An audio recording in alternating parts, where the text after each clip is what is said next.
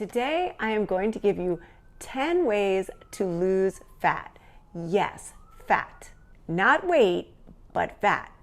Yes, they go hand in hand, but what is the difference? Fat loss specifically comes from losing fat, and weight loss can come from losing a combination of fat and muscle. And if you're a midlife lady like me, we want to preserve our muscle as much as possible. And if you're on a weight loss journey and you don't do it the right way, over 50% of that weight loss can come from muscle. Not good. It's not great when you're in your 20s, 30s, and into your 40s, but when you're in midlife, that is just no bueno, no bueno. But maybe that's how you've done it in the past. Maybe you've been a yo-yo dieter and you've been dieting since you were a teenager. You go on a weight loss journey, you lose the weight, you gain it back, you take it off, and it goes back and forth and back and forth. But not anymore, my friends. We are so done with that yo-yo dieting. It is time to lose the fat, preserve the muscle, and keep the fat off for good. But how are we going to do that? Well, stick around because I'm going to give you those 10 ways to help lose the fat, preserve your muscle, and obviously you'll be losing some weight because you will be losing the fat. The weight loss will come from fat, not from muscle, if you do it the right way. And here's the thing with fat loss, you need to be patient if this is going to be a lifestyle change. It's not going to happen all at once.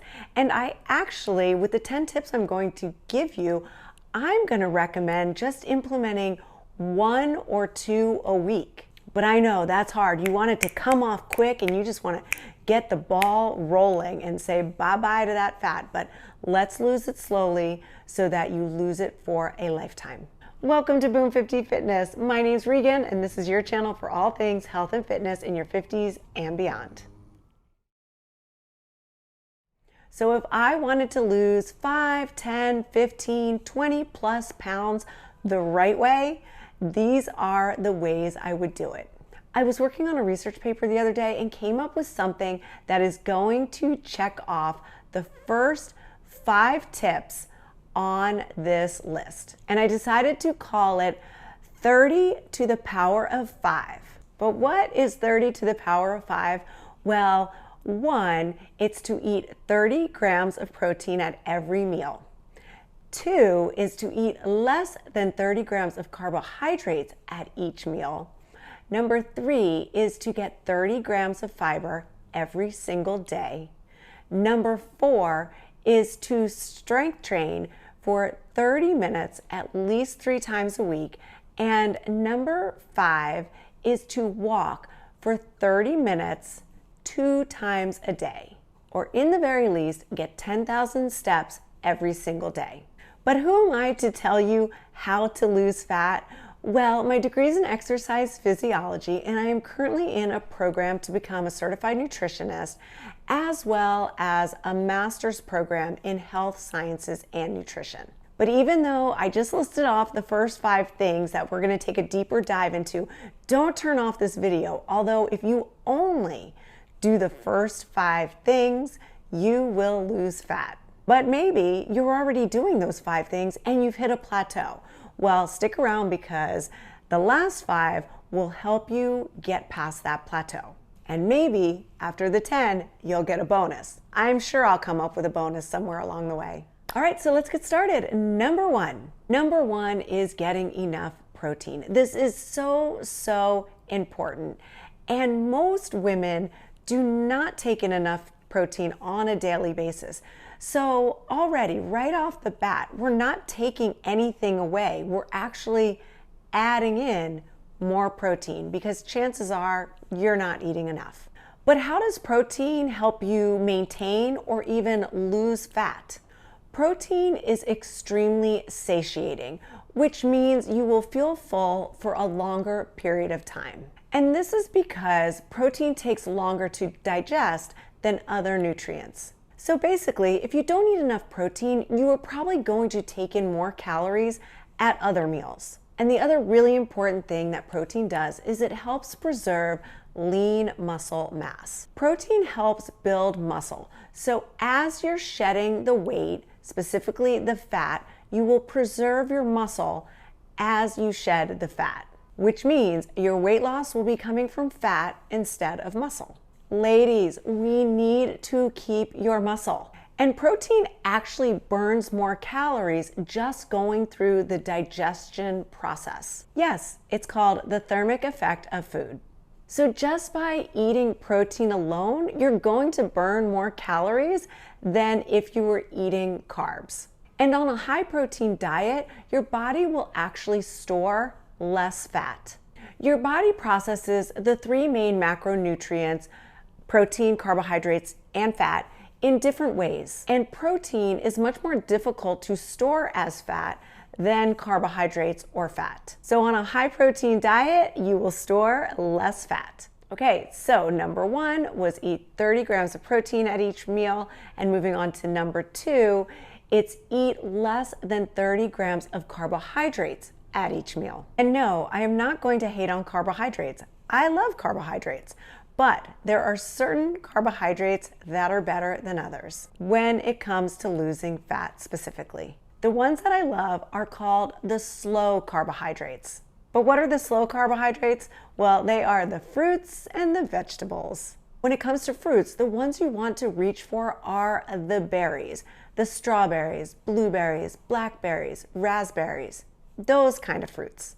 Other things that can be grouped into the slow carb category are nuts and seeds. So if you are really serious about losing weight and having that weight loss come from fat, lean into those slow carbohydrates, the fruits and the vegetables, the nuts and the seeds.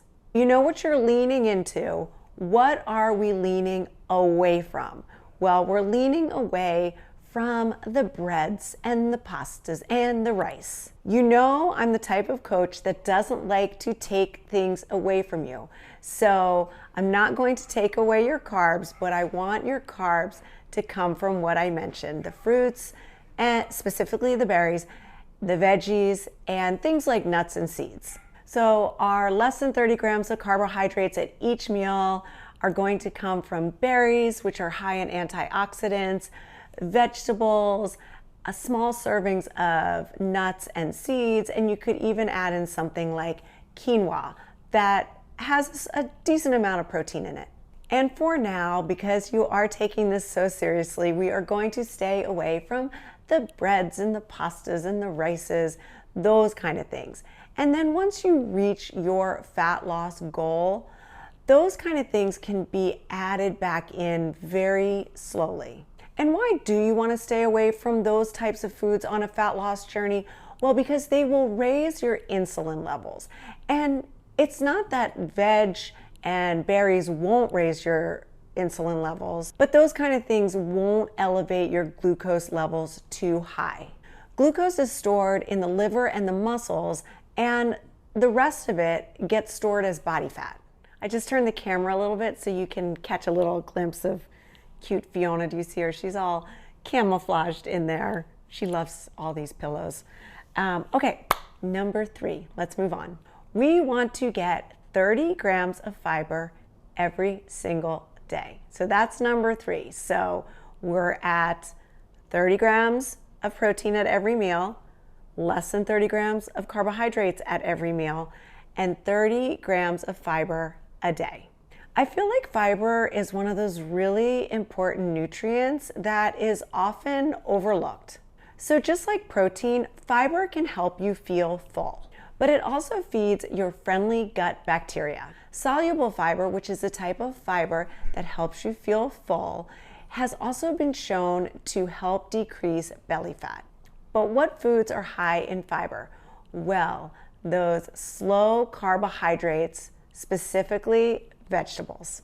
It's not a bad idea to start tracking your fiber intake because just like protein, most people are taking in way less than they think they are. So a lot of people just think it's impossible to hit 30 grams of fiber in a day. So if that is the case for you, you could think about supplementing, but you want to make sure you go with a high quality fiber supplement. I'll link one of my favorites down below. It's by the company called Thorne, and I love their creatine supplement.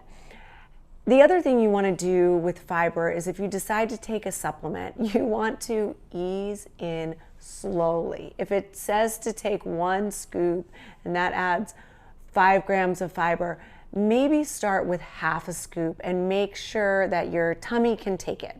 Because if you overload on fiber too quickly, you might end up with some gastrointestinal distress. So just build up slowly if you do need to supplement. Okay, number 4 in 30 to the power of 5 is strength train for 30 minutes, a minimum of 3 days a week. And I mean heavy strength training. Most people out there can lift heavier than what they're actually lifting when they're in the gym. What I personally do is pick a weight where I can get somewhere between 5 and 10 with perfect form. Gone are the days of super light weights with lots and lots of reps. And I'm not saying you can't train with lighter weights. It is okay to do some of your workout with heavy weights and low repetitions, and then some with lighter weights adding more repetitions. But it's the super light weights that you're using for a whole workout that we're gonna shy away from now. Someone asked me the other day what I do for cardio since I closed my spin studio, and I'll get into that a little more in a little bit. But I have to say, a lot of my cardio comes from my heavy strength training days. If you are lifting very heavy in the gym and really pushing yourself, you will notice your heart rate goes up. And you need to take breaks in between to lower that heart rate a little bit so that you can go into your next set just as strong. So the heavy strength training brings up my heart rate for sure. But then, as you know, I live in New York City now and I walk every single day a lot. And then 1 day a week, I do some pretty hardcore cardio, either with a weighted vest on a treadmill where I'm bringing the incline up to 7 and back to 5 and back and forth. And if you want that workout, let me know, because I can tell you what that workout is and I could link it down below. So just let me know.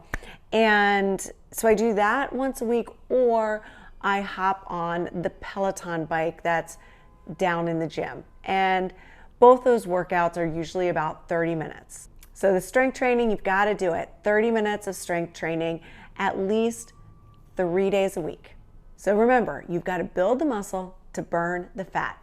You want to be strong and lean, not a skinny mini without muscle.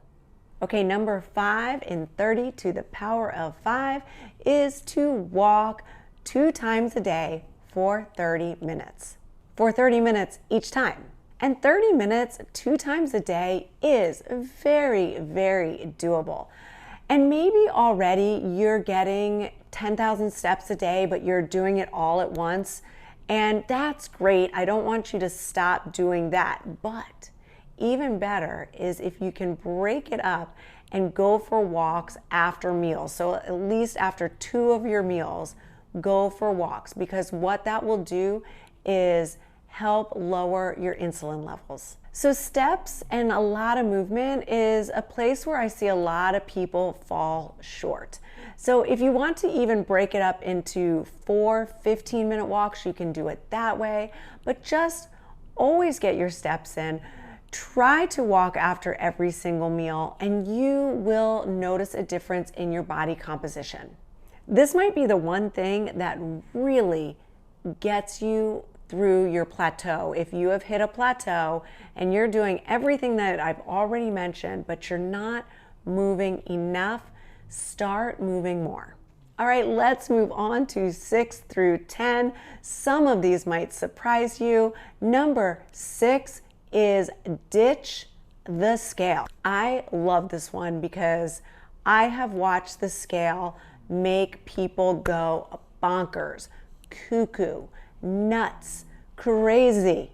So let's go into the psychology of why you would ditch the scale and why it makes people so nutso. Several studies, do you hear her? She's snoring.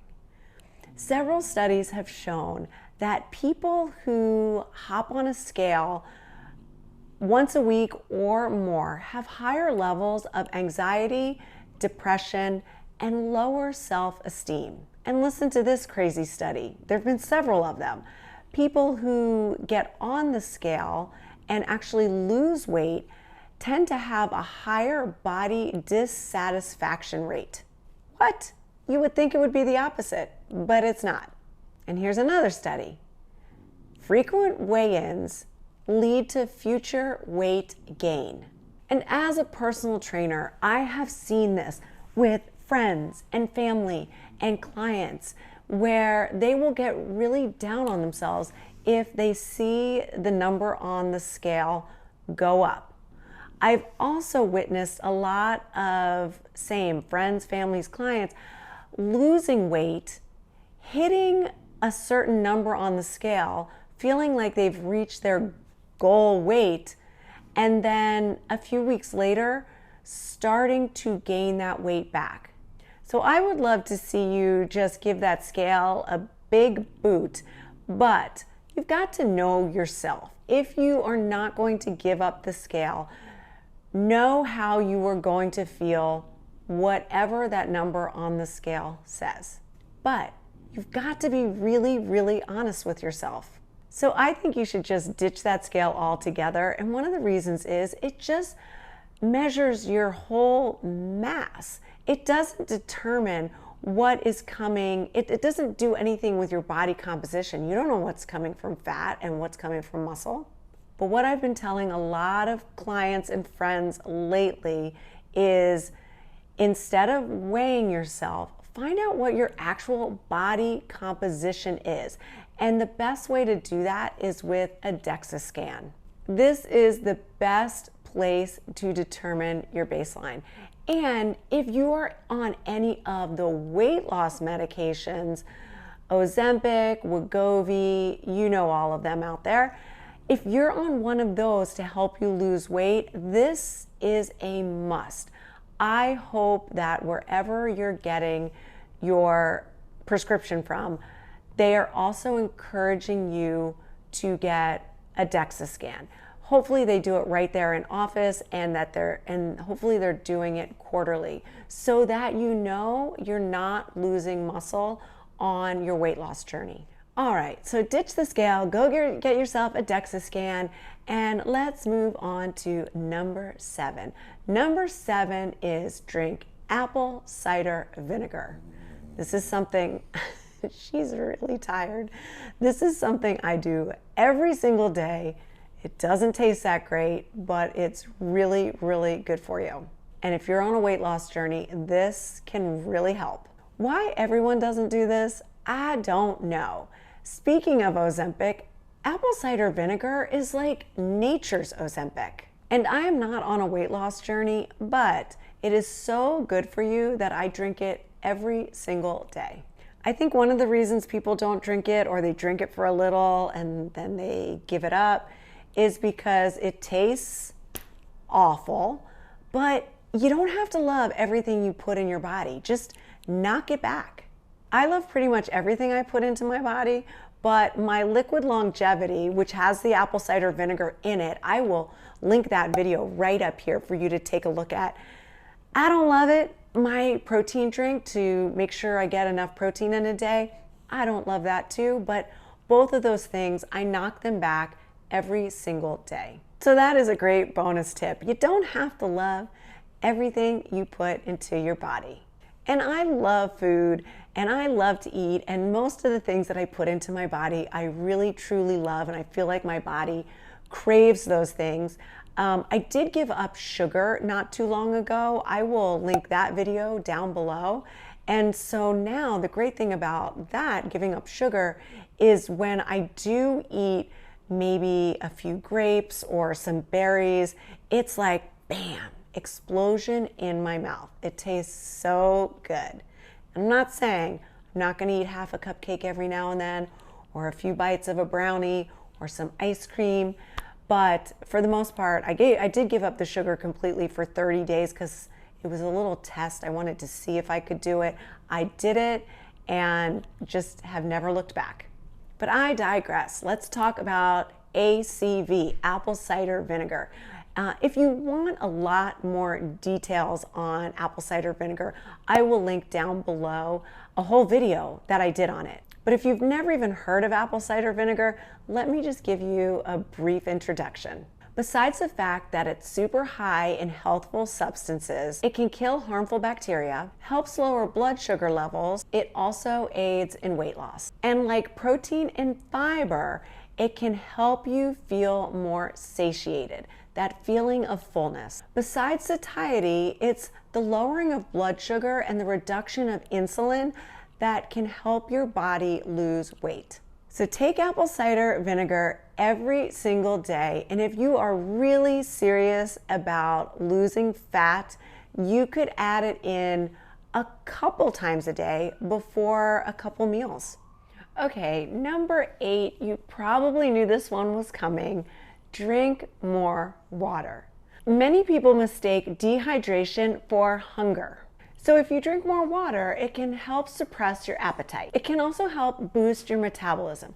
But here's why I think water is extremely important, especially during your workouts. Because if you're well hydrated and you continue to hydrate through your workout, it can make you feel stronger as you're working out and make your workout more effective. So it's really important to go into your workout hydrated, to hydrate throughout your workout, and then to hydrate post-workout. When I work out, I usually go through 2 big water bottles. And the reason I go through so much water is because I take 2 to 3 sips between every single set. Like I said earlier, my strength training workouts are tough. So I need that little break in between every single set to catch my breath and take some sips of water. So if you find yourself not needing to drink much water through your strength training sessions, you probably could be working a little bit harder. So next time you go in for your workout, make sure you're properly hydrated before and you take sips out of your water bottle in between almost every set, or if you're like me, between every single set. So how much water do I drink? Well, a lot. I drink a gallon of water every single day. And that does not even include my protein drink or any of the tea that I drink throughout the day. And my protein drink has a lot of water in it, and I drink a ton of green tea. And I always make sure to get plenty of electrolytes, my creatine, my NMN, my nicotinamide mononucleotide, and that's mixed with my apple cider vinegar and some vitamin D. That's the liquid longevity video I told you about earlier. So that might mean a lot of bathroom breaks, but I really, really want to stay hydrated. The other thing I also notice when I stay really hydrated is it's so great for your skin. So again, water will help with the suppression of your appetite, boosting your metabolism, and making your workouts feel a little bit easier so that you can work harder. Water is so underrated when it comes to fat loss. So you heard it here, drink that water. Okay, moving on to number 9, stop eating and drinking 3 hours before you go to bed. When it comes to health and wellness, I put sleep right there at the top alongside nutrition and fitness. Because sleep is so important, you don't want your body working as it's sleeping in terms of digestion. If your body is still digesting food as you sleep, your body is not going to get into that deep restorative sleep that's so important. And another thing that will happen if you drink, and I'm not talking water, I'm talking all that other fun stuff, is it will throw off your circadian rhythm. And that's the reason you won't get into that deep restorative sleep if you eat or drink within 3 hours prior to your bedtime. And this actually has a lot to do with how your body adjusts to insulin sensitivity. I'm going to link a video down below on insulin resistance versus insulin sensitivity because a lot of people just don't know the difference. One you want and one you don't want. So basically in the morning, our insulin sensitivity is high, and in the evening, our insulin resistance kicks in. So what does that mean if you eat or drink up until the point you go to bed? Well, what it means in simple terms is those extra calories will be stored as fat. Okay, so it's not too tough. Just make a point to stop eating and drinking at least 3 hours before bed. And maybe it's just as simple as bumping up your dinner to an earlier time. Okay, I just took a little break because I saw what time it was and I wanted to make sure I ate my dinner at least 3 hours before bed. So I just finished eating my dinner and now it's time to go into number 10 of the fat loss tips.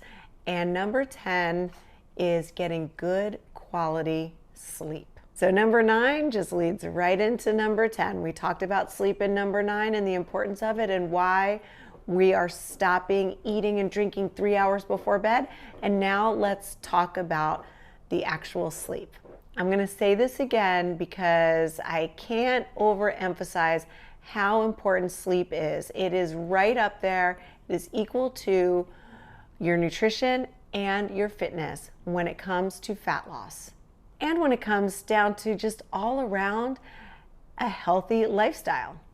And many times sleep is the missing component when it comes to fat loss. Studies show that people who get 6 or less hours of sleep a night on a regular basis have a higher BMI, which is your body mass index, and have the tendency to gain weight easier. And people who are sleep deprived usually have a higher caloric intake than they need to. And a lot of times the choices they make are not the smart choices. But if you get 8 hours of sleep or more a night, it will actually help you make smarter choices throughout the day. And getting a good night's sleep every night will help avoid a decrease in metabolism. And if you're sleeping well throughout the day and during your workouts, you are not going to feel sluggish. And you can work a little bit harder. Bottom line is if you're not getting a good night's sleep, you are probably sabotaging your efforts to lose fat. All right, that is my full 10 and I know I can give more. So you want a bonus? I'll give you a bonus. And that is to take 5 grams of creatine every single day. I'll link my favorite one down below along with a couple videos that I've made all about creatine. Creatine is going to help you maintain the lean muscle that you've got right now and hopefully help build more lean muscle, which is just so important for us midlife ladies out there. Okay, I guess this could be considered number 12, but it's just something you have to do if you want to lose fat and keep your muscle mass. And I briefly mentioned this in the beginning, but you need to stay patient. This is not a quick fix. This is changing and recomping your body composition.